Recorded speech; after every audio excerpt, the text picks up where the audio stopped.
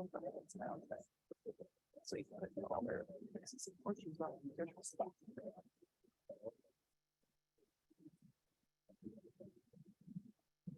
this an for all of you? Yeah.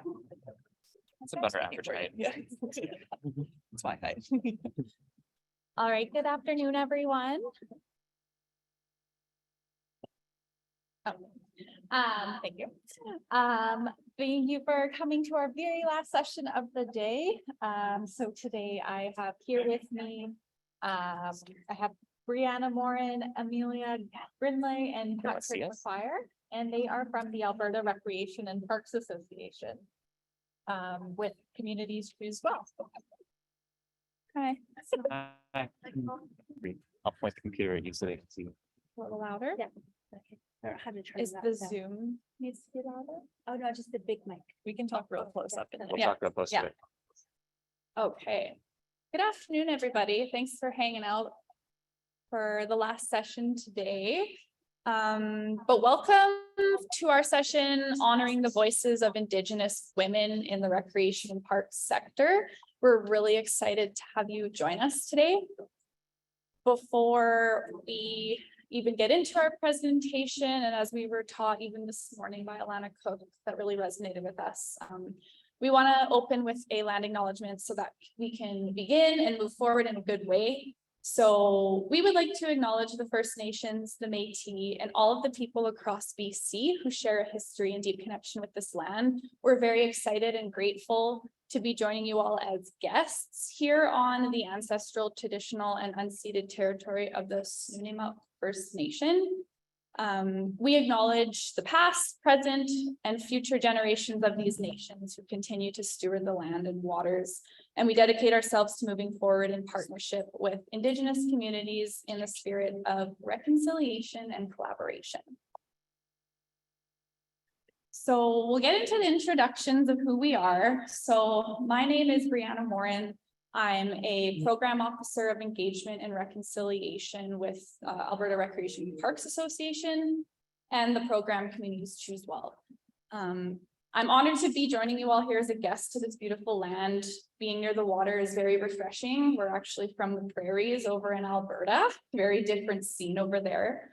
A little bit about me, I'm very proud to have a mixed heritage of being both Indigenous, so I'm mainly Cree and Métis on my father's side, with Ukrainian, English, and French on my mom's side. I'm a member of the Enoch Cree Nation in Treaty 6 territory, which is where my dad grew up with his parents and 7 siblings. I was born and raised in Edmonton, away from Indigenous culture, my culture. So ever since joining this organization, I've been really slowly reconnecting with certain aspects of my Indigenous roots, of which I'm very grateful for. So I have a degree in recreation, sport, and tourism from the University of Alberta. And in my spare time, I love golfing, hanging out in the mountains, and checking out craft breweries.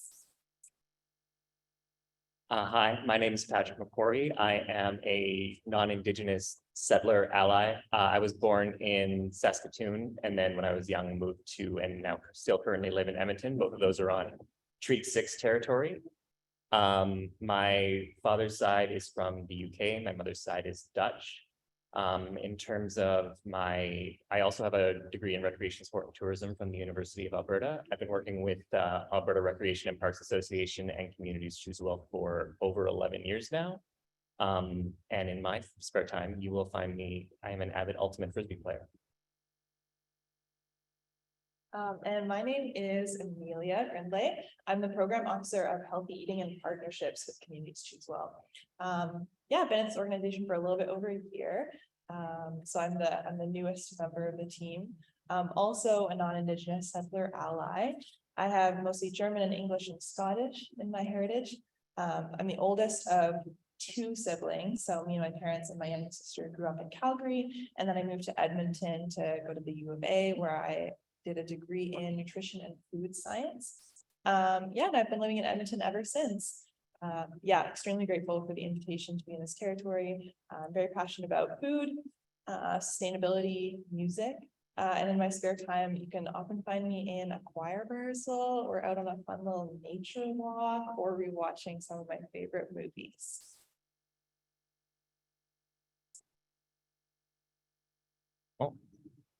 Go. All right, so just a brief outline of what we're going to do here today. We're going to very briefly talk about the organization and program that we work for. Alberta Recreation and Parks Association is ARPA. CCW stands for Communities Choose Well. We're going to walk through a little bit the reconciliation journey that ARPA has been going through over the past several years. And then the main part of our presentation, we're going to be sharing some clips from our grandmother circles, which Bree will describe in greater detail in a little bit here. And then we're hoping to get a little bit of conversation going with you about what these clips mean to you, what the teachings of the elders mean to you, and how we can do more work to uplift the voice of Indigenous women's elders.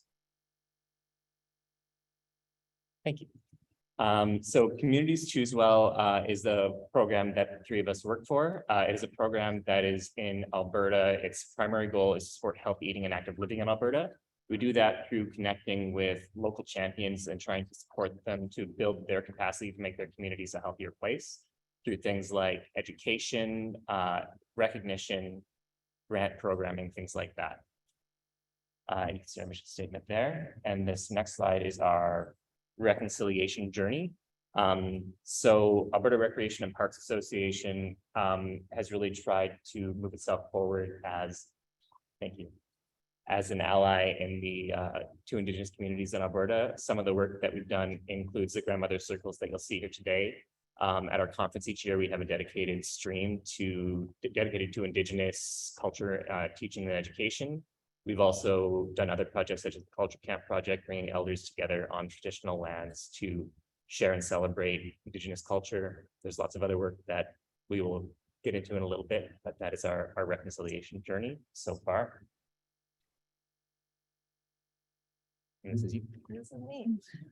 So you might be wondering what brings us to this conference.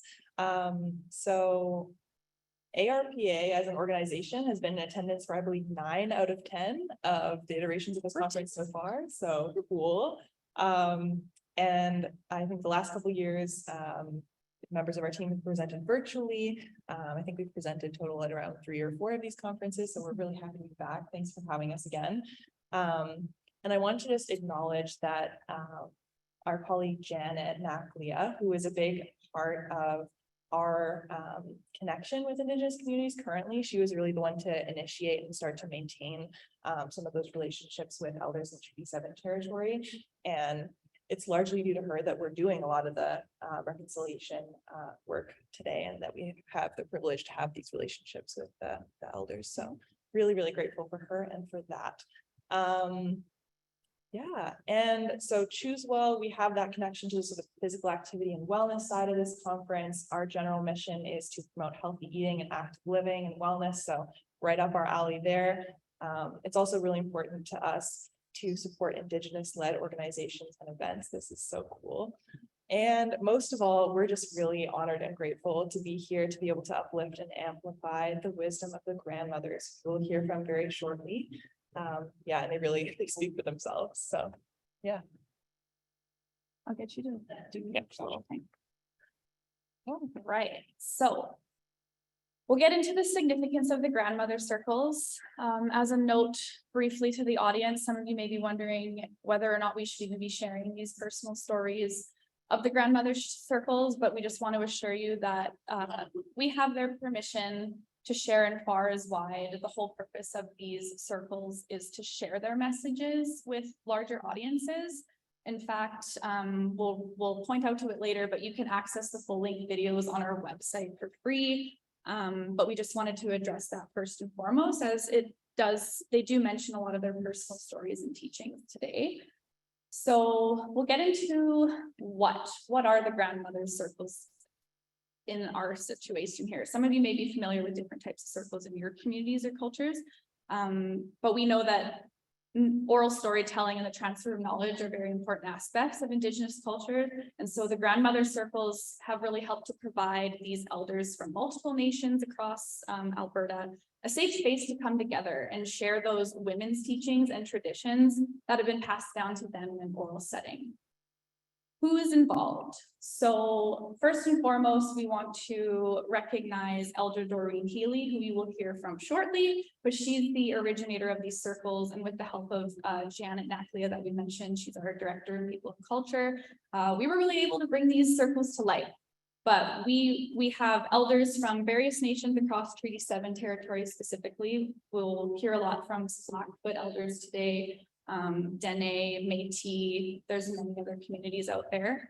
As well as we reach our ARPA and Choosewell membership, partner organizations, and the general public as free learning opportunities for people to just learn more about where they're at on their reconciliation journey and just hear the teachings and wisdom that the grandmothers have.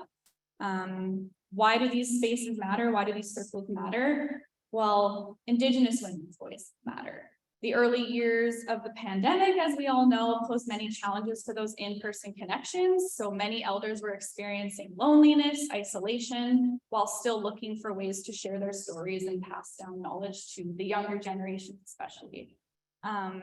So yeah, as we adapted to these virtual events, the grandmother circles have provided that safe virtual space for them to share their wisdom and teachings while also helping the recreation parks sector diversify its reconciliation domain. So enough from us.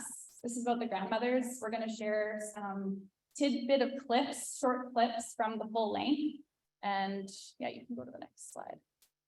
So we'll share this about 5 minutes of Elder Doreen Healy. She's a Blackfoot elder living in Calgary. And like I said, the brains and visionary behind the grandmother circles. This is from our first inaugural circle. Since then, we've managed to host 8 circles so far, with one in-person one having happened earlier this year. Some topics you'll see today on women's teachings, wellness, and traditional food systems, but we've also done ones on the power of connection, cultural safety, residential schools, protocols, and lessons from the land. So let's hear from Doreen. I don't know. Yeah, all the microphones got to be pointing. I hope this is just the beginning of more circles that we can even join, let others, grab others from our knowledge keepers to join and give guidance to help our young people. When we get together, we all talk about wanting to help our youth. So I thought, let's start with just this first circle, and if it works, then we can continue.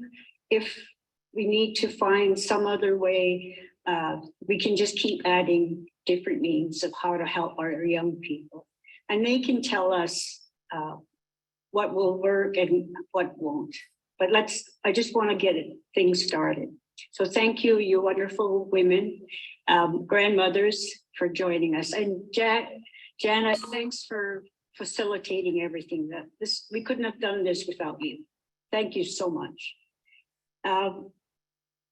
Just quickly, for us who didn't have grandparents to give us that tradition and our culture support and learning,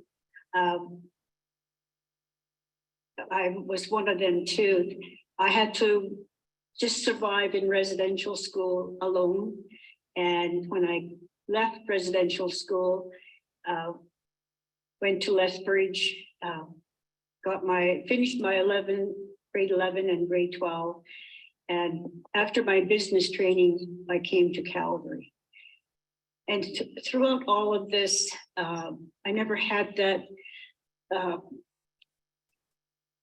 cultural support and to be taught by my grandparents of our traditions and what that meant.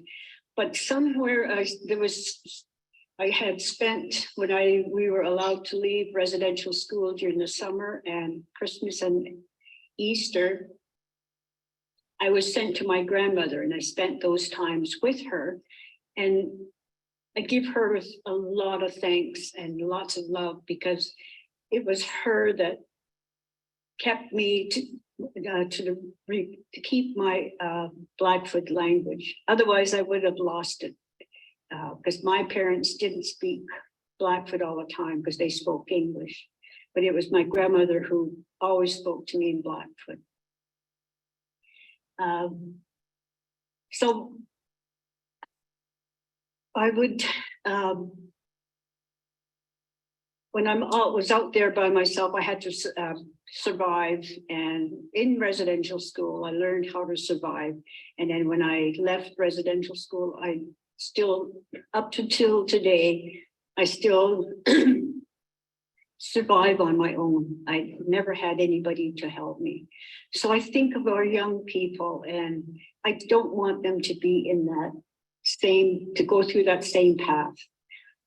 We've got such beautiful grandmothers here and in our knowledge keepers group that we can help these young people and try to help them go back to their roots and their traditions and their cultures, because we're all different. If we could just help these young people to give them that support and some understanding, and when you need some guidance or you want to talk to someone, all those beautiful women are there to help you.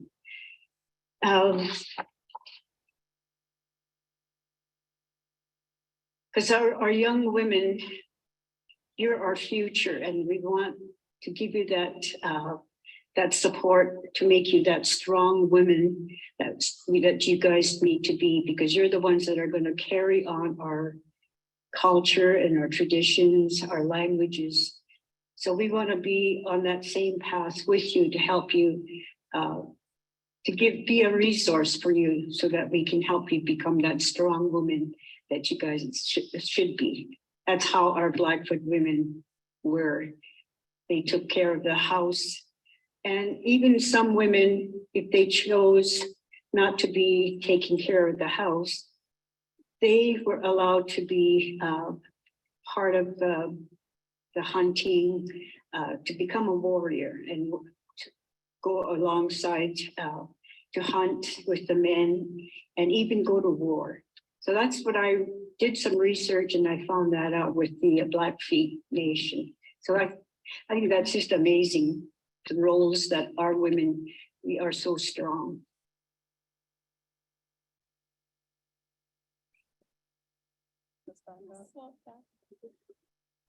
So yeah, that was just a little background on why the Grandmother Circle came to be. And so now we'll go to the next slide and we'll feature a couple short clips again of two more elders from our Grandmother Circles on women's teachings. They were answering the question of who are you as an Indigenous woman. So the elder on the left, we'll first hear from Elder Carrie Moore, who is a Cree and Métis woman originally from Saskatchewan. She is in private practice, specializes in trauma and grief, and has extensive experience and training in post-traumatic stress disorder. She's worked for over 20 years in the fields of justice, child welfare, Health Canada, education, veteran affairs, and community development. And she provides a lot of workshops and elder services for many organizations and sits on several elder boards, including the University of Calgary and Indigenizing Education Strategy. So a powerful woman in our presence. Being a woman, I love being a woman. First of all, I love being a woman, and I know that Creator created me exactly who I am. I identify as a woman, and many of us identify as different things despite the body we are in, but we are all created as equals, and we are who we are. And so as a woman of my age, as a grandmother myself, we all face challenges in our lives. And I was very, very grateful to have my Cree grandmother who really, really taught me about the values of being human beings. And one of the things that she always taught me was that the women carry the values within them. We carry those values of love and kindness and respect and honesty and accountability, kindness, all of there are 7 Cree grandmother teachings, and I identify as both Cree and Métis. And I think the other piece about that is we identify with who our heritage is. And I come from a very rich heritage of both Cree and Métis. I can't cut those out of there. It's the government that tells me I have to choose one. And as a woman, I'm old enough to say, I can't choose one. This is who I am. And so I always identify as Métis because I really carry the teachings of both. And we're very related on both of those pieces. So we carry the values as females. And it is our role within our families and our communities to teach those values to those children, starting from the time they are babies, and try to hold that energy of those beautiful values.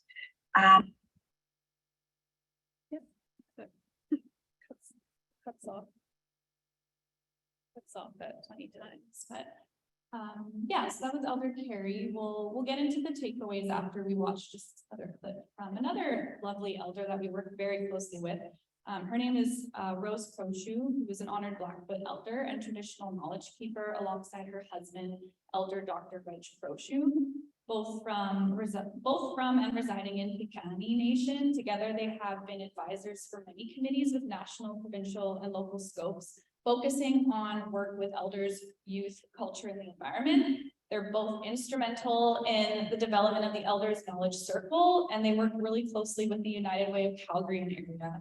And were actually recently appointed to the Order of Canada in recognition of their efforts to preserve Blackfoot culture and reconciliation.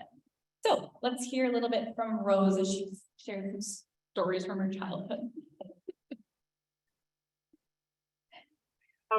It's such an honor to speak like from that grandmother's perspective, because yesterday I turned 70 years old, and I was thinking, when I was growing up, I had all the human resources, all the capacity, the language, how we prepare food, how we make clothing, how we hunt, and just it was on and on how we gathered for medicine and all that.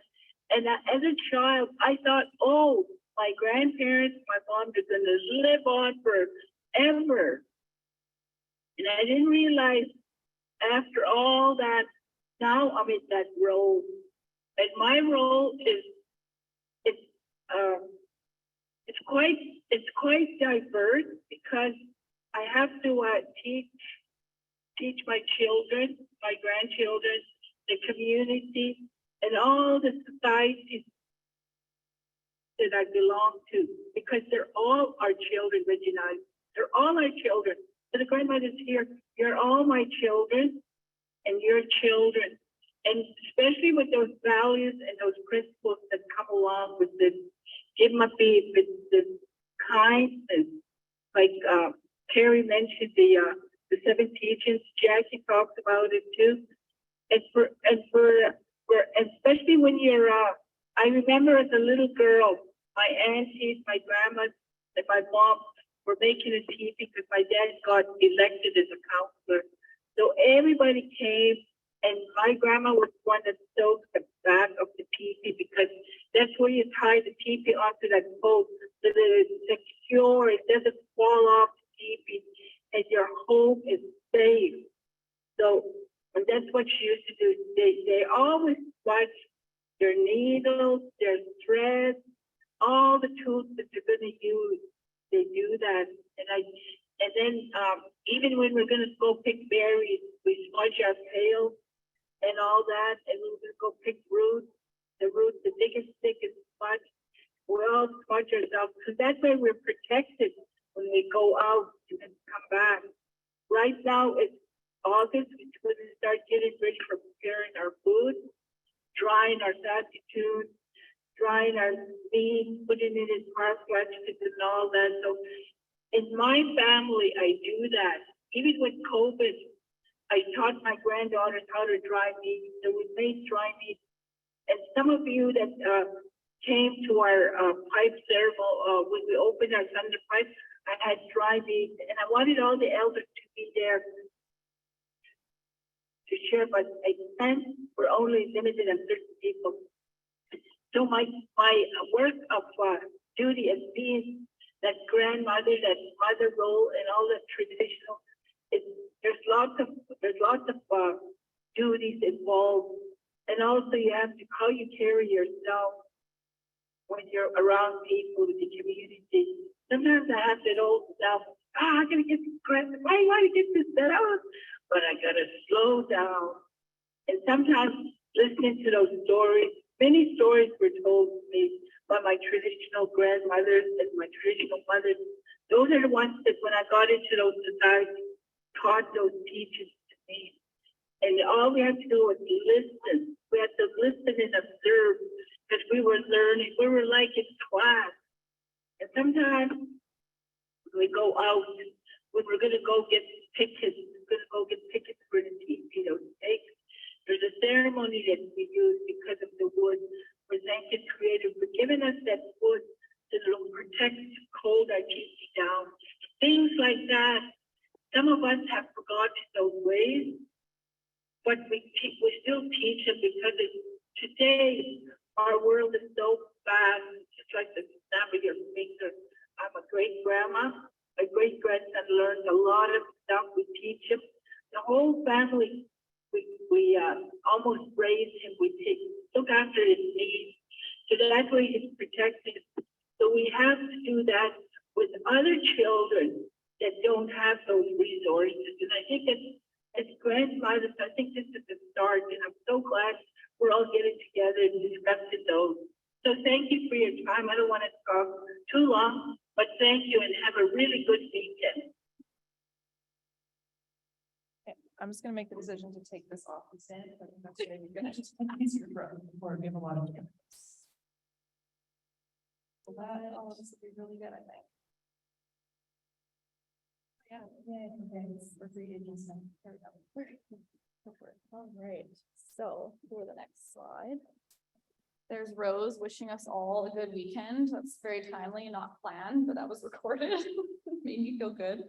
So what we want to do with these, and this is kind of the format that we'll take for this presentation, is we just want to open it up to you guys, have you get involved. If there's any points that you wanted to discuss or key takeaways that you got from these videos, and if not, that's okay. We have some planned here, but we'll just give you a minute or two if you wanted to share anything with the audience.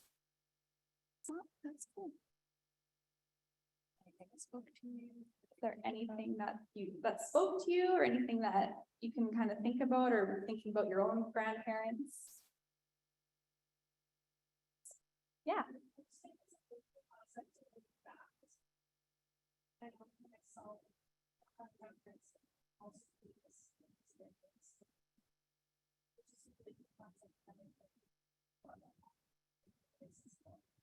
Thank you.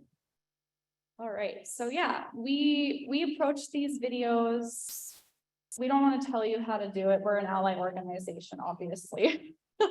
But the takeaways that we got is just something that we feel apply to everyone in their everyday. And these are key pieces that the women want to share with us. So the first kind of key takeaway that we've identified is that women carry those values of love, kindness, respect, honesty, and accountability. Whole communities rely on women's teachings, especially the teachings of the grandmothers. Also, that learning is best achieved through listening and observing. Sometimes it's just best to take a step back and listen and learn by seeing what others are doing in front of you. Elders have a lot of wisdom to share. And then, of course, it is important to embrace all parts of our heritage, as Creator made us just as we are. So that's something that can bring us together, and great teachings that can be applied to all of us. So we'll keep moving. Thank you, Anna, for contributing. If anyone else has anything they'd like to share, I'll just give you an opportunity now before we move on to our next circle.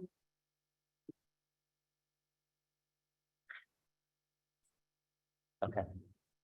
So, the day.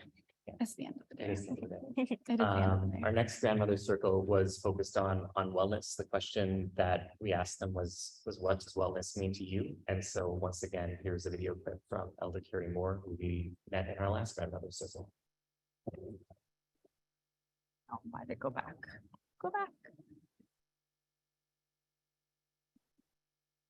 Thank you, grandmothers, too, for being here. It's nice to see your faces. Truly, it is. I know that we're going through such a hard time where we can't be in touch with our communities the way we used to. And so I look forward. I keep telling myself that we're going to come through this and be able to hug each other and see each other and be with our communities again. I'm reminded of how it used to be, even with my grandmother, where we would sit together and talk with one another, especially as the females in our family. And there was always someone that spoke to the males in our family when they were struggling, because we had our own lodges. We had women's business and men's business and family business, and we worked together. You know, in those circles, we shared the values that we carry deep within our spirit, the values of love and kindness and respect and honesty and compassion and accountability and responsibility and many, many other values. The values that we carry, Creator gave to us. And we carry them deep within our belly button where we're attached to our mothers. Now, this is my grandmother's story. So I know that my grandmother is Cree, and so my grandmother used to always say to us, if you want to think, if you want to figure out how to live in this world, you need to be in your spirit, not in your head, because we carry our behaviors in our head. Anger, anxiety, depression, and all of those other behaviors, which are not, they're not supposed to be with us. Our values, we connect to every time we do ceremony. Every time we come together, we go deep within our belly button. Our love and our kindness comes out of us.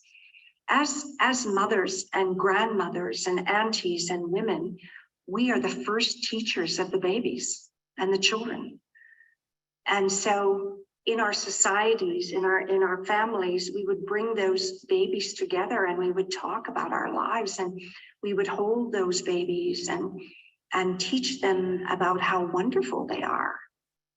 We would teach them about the values we carry. We would teach them how to talk to one another, not like this or like this. That doesn't come from our way of teaching. That comes from somewhere else, which is not an Indigenous way of teaching. Have we adopted some of those things now? Yes, I'm sure. We see it. But our traditional ways would have taught children at a very early age. When they did something that was inappropriate, the grandmothers or the auntie, whoever's sitting near them, would pick them up and they'd go, "Oh, my baby, whatever happened to make you so angry?" We didn't say, "You bad girl, you bad boy." Because when you use words like that, they get attached to us.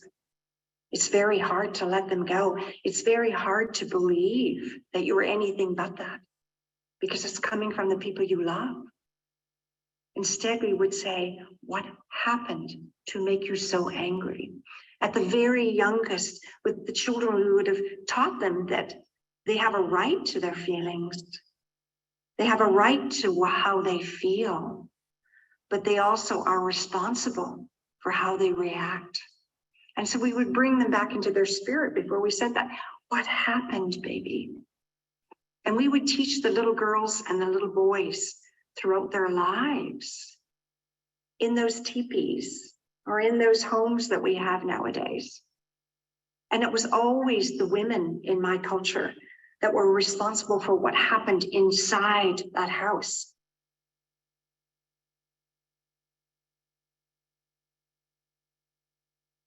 All right, and we have one more video for you from the Grandmother Circle on Wellness. So I get the pleasure of introducing you to Elder Edmé Comstock. Edmé is the youngest of 17 children from one of the most important historical families of the Red River settlement. Her great-grandfather was John Bruce, the first president of the Métis provisional government at the Red River colony. Louis Riel was his secretary. Edmé considers herself to be blessed to be raised in a traditional Métis family with a strong work ethic and sense of community, spirituality, and belonging.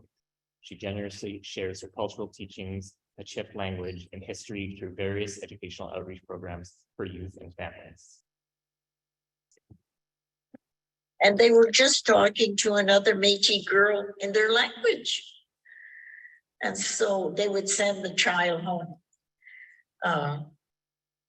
But the youngest two had a better time in school, and it was better. It had started to be accepted. So a healthy community would be one to respect one another, to respect who they are, and respect ourselves. By respecting ourselves, we're showing them that there is love and respect, and love them unconditionally. And if it's tough sometimes to do so, especially when they're cruel and they're mean. But if you walk away, you have the humility to walk away, and you know the truth, and to have the courage and the wisdom to do it. But sometimes when we're young, we don't have that wisdom. When we get a little older, we have that wisdom. But I feel that the other two grandmothers explained everything that we were taught. At first, we start with our spirit. We have a spirit, and our spirit always knows the best, but sometimes our mind doesn't tell us the best thing to do. So for that, I'll pass it on. Stories and language and who you are and who the other person is. Gotta respect that. So respect covers a lot of things. You respect yourself and you respect others, because they too might have some trauma that we don't understand.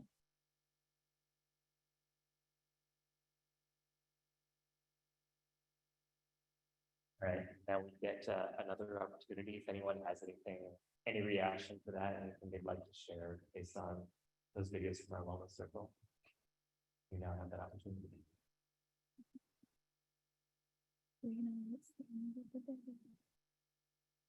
All right, well, we'll go through the ones that I wrote.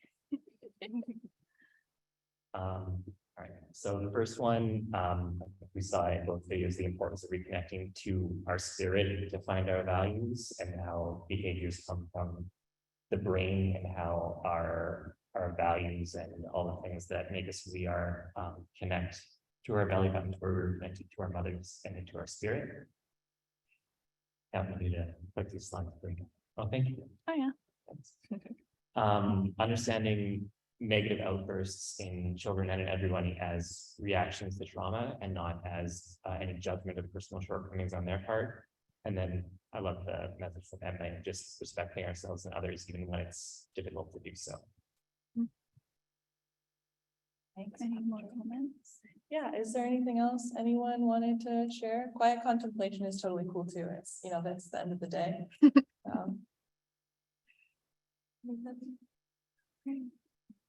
All right, well, we'll move on to our next grandmother circle then, which is on the topic of traditional food systems. So the question that the grandmothers were asked during this grandmother circle is, why is it important to honor traditional food and medicines? So the first grandmother that we'll hear from is Alice Kapitz. She's a well-respected Stoney Nakoda elder and a member of the West First Nation.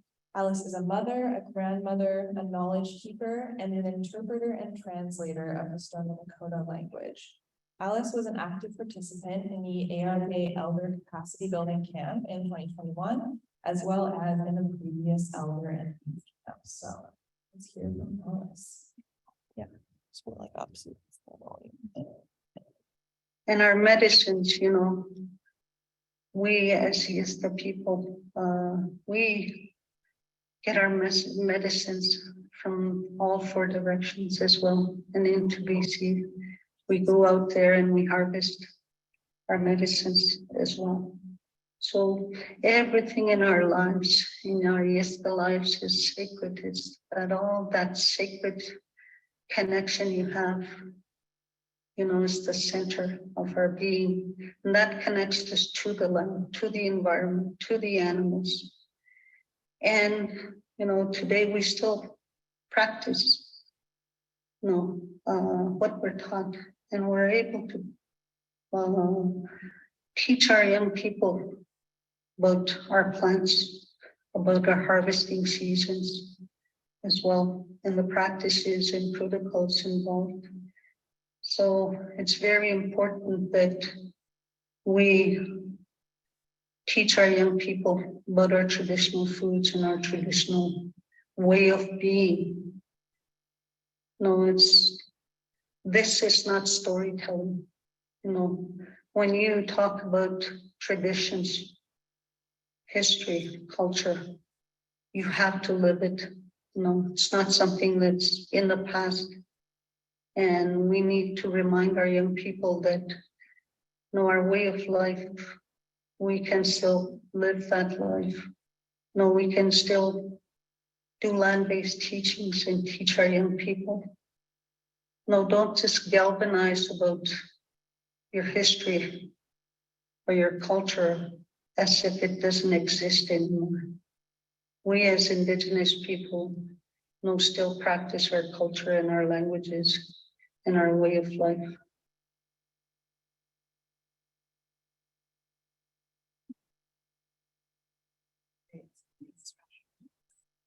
And the next grandmother we're going to hear from is Carly Crowshoes. You might recognize that last name. It's not a coincidence. She is the granddaughter, great granddaughter, that's not true. The granddaughter of elders, Dr. Breanna Morin. And Carly is a Blackfoot ceremonialist and knowledge keeper, an entrepreneur, and a proud mom of 2 young boys. She worked with ARPA late last year in a contract role that helped to oversee the transitioning of the Elders Knowledge Circle into a brand new nonprofit society. It's really great. Carly was also selected as a recipient of the 2022 Queen Elizabeth II Platinum Jubilee Medal for her work in recreation, parks, and cultural preservation. But with the tea dance, I would like to mention is when we come together and food is not only like a gathering aspect, it's also used, I guess you can say, as a medicine. Growing up, I suffered really bad from anxiety. I think it was from moving from the reserve to the city and being put into different worldviews was really confusing and scary for me. So every time I was able to go home, like my grandma, my grandpa, they would make me like berry soup, or my grandma would cook a tongue, or they'd have ceremony food. And just being able to eat that food and share it in that space was truly healing as well. And overall wellness, personally, I feel being an Indigenous person living in the city, it's hard. It really is hard because you're disconnected. You want to connect, but it's really hard to connect here. And I think what's really, really important is making that time to create those relationships and have those conversations with elders, whether they're your grandparents, whether they're your aunties or your uncles, whoever it may be, because returning to those traditional medicines and foods involves that process of reconnection, which is extremely important for us. Also thinking about like physical ailments too. So like ingesting the food that I get at, let's say like a pipe dance or a tea ceremony or whatever it may be, it does give you this, I don't know how to explain it, but it gives you that, for lack of better terms, that like motivation to keep going, you know? All right, so Yeah, I'll open the floor if there's any sort of things that particularly resonated with you or any thoughts that came up that anyone would like to share. Yeah, go ahead.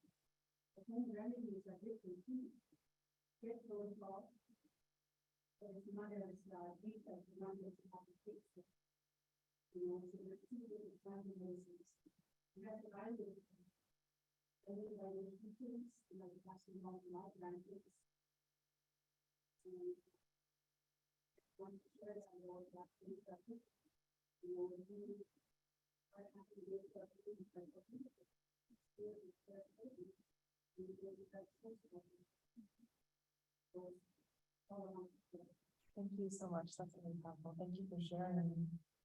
Is there anyone else who wanted to share something? Before we keep going, thank you.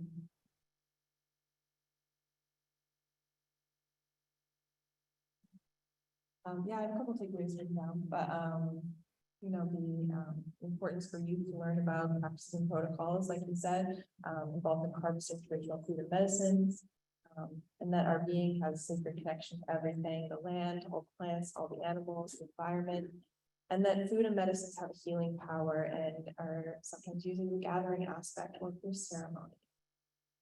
Yeah, I'll pass it to Breanna to share about a couple of resources that we have also. So I just want to thank you again for sharing that story. It reminds me of a teaching my dad taught me, where if you're having deja vu, it means you're on the right path. So that resonated with me so much today, holding back my emotions, because I don't know, this felt really lovely to hear that. So thank you. Yeah, so that concludes the portion of our presentation where you get to hear from the lovely grandmothers. Thank you for those who participated. Again, it's just important to amplify those women's teachings, their voices, so that they can continue passing on those traditions and wisdom to the younger generations, because it's ultimately going to be in the younger generation's hands soon to carry those forward. So we do just want to share a couple resources with you. If you really want to hear more from those grandmother circles or from other elders that we work with and in communities in Alberta, you can watch the full versions on our website, the ARPA website, which we'll share with you shortly.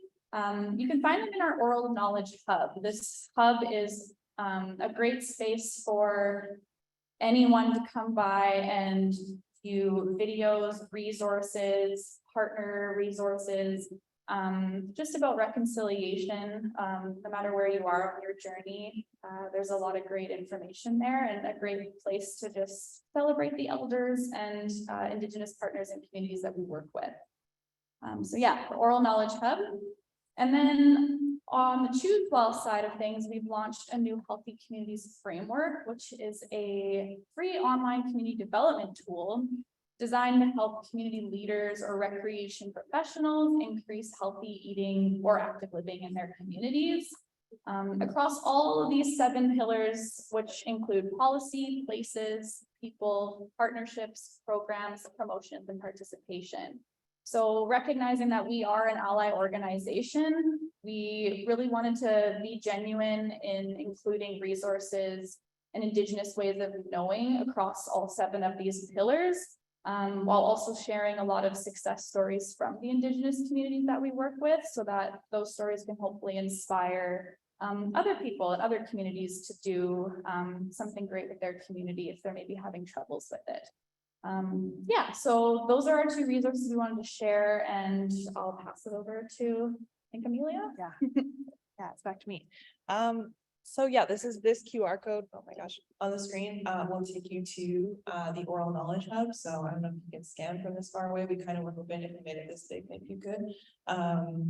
So yeah, if you want to scan that now, go ahead. And in the meantime, any questions about anything that we presented about today? It could be about, about the grandmother circles, about the Oral Knowledge Hub, or about Choose Well or ARPA at all. Answer for you.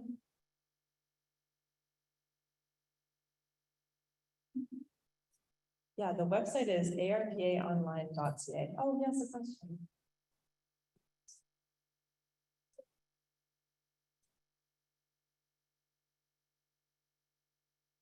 So, yeah, so I think I can speak this. You can maybe add if I'm missing anything, but so I believe from the first grandmother circle forward, we had encouraged people to submit questions or any sort of curiosities that they might have, or questions that they wanted to seek the grandmother's wisdom or advice for.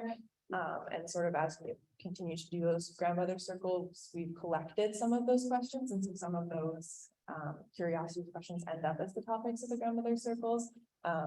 One of them in particular, the grandmother circle on protocol, was basically just answering a bunch of those kind of Q&A protocol questions that people typically have. So yeah, stuff like that. I think that's where we started. Do you have anything with that? Yeah. Yeah, and also we recognize that as an ally organization, we know we're actually setting a good example in our recreation sector of kind of walking our talk in reconciliation. So we even take in those questions from like our members and general public and try and tailor that so that they have the opportunity to learn and maybe implement those things in their organization in their unique way. But I know we've also sometimes just have chats with the grandmothers, and it can come up organically just from Janet having coffee with one of the elders and deciding that maybe they just want to share more about a particular topic that day. And so we really try and tailor that. And it also depends too on our partner organization. Sometimes we partner with Alberta Blue Cross and we kind of come up with a topic that way too. So thanks for the question. Does that answer it? Okay. Very cool. Any other questions? Anything that anyone's curious about?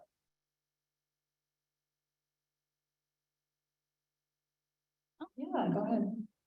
So at the beginning of this Yeah, it totally was. Do you want to go back to the slide? Oh, yeah. Well, you know, Elder Daryl, right? So this is our in-person grandmother circle that we hosted at our Alberta Healthy Community Symposium this year.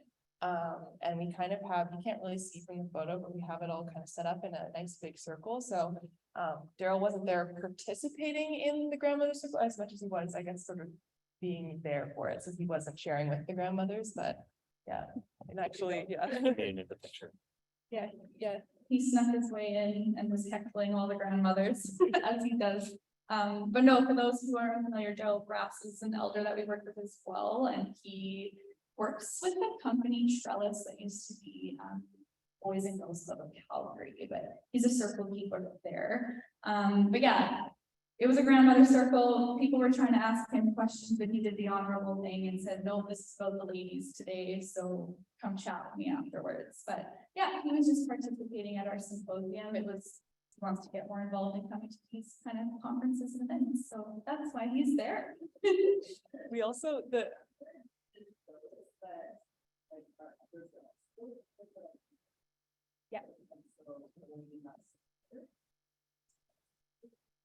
Absolutely. Yeah, thank you. Oh, such a cool connection. Yeah, that's awesome. Anyone else have any questions that we can help to answer?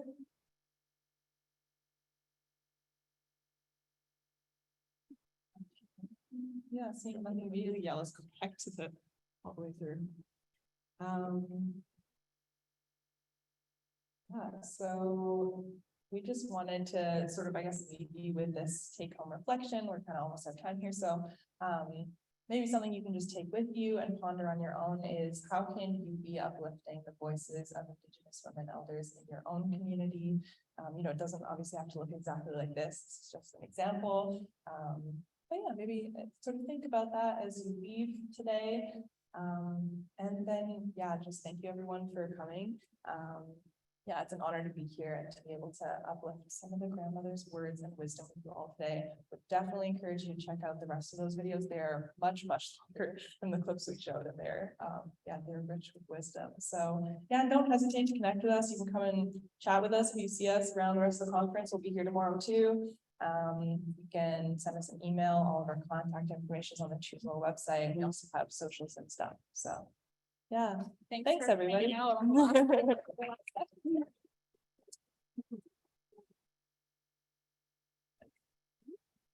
I also just wanted to say thank you to all of you for coming over and sharing all the work that you do. I think it's so important to consider, how do we lift up Indigenous voices, Indigenous women's voices, Indigenous women's elder voices. Super, super important work. So thank you for your presentation. Thank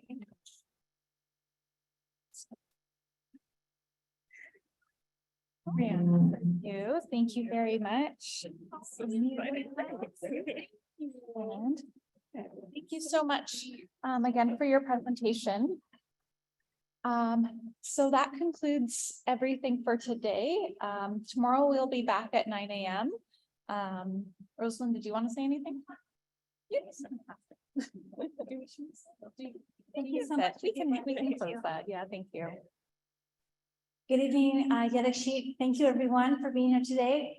We will start sharp at 9 a.m.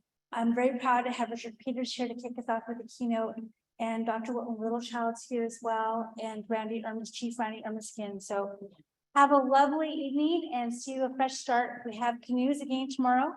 I can go in twice if you like. And if you have time, I know there's 3 taxis waiting for people right now outside.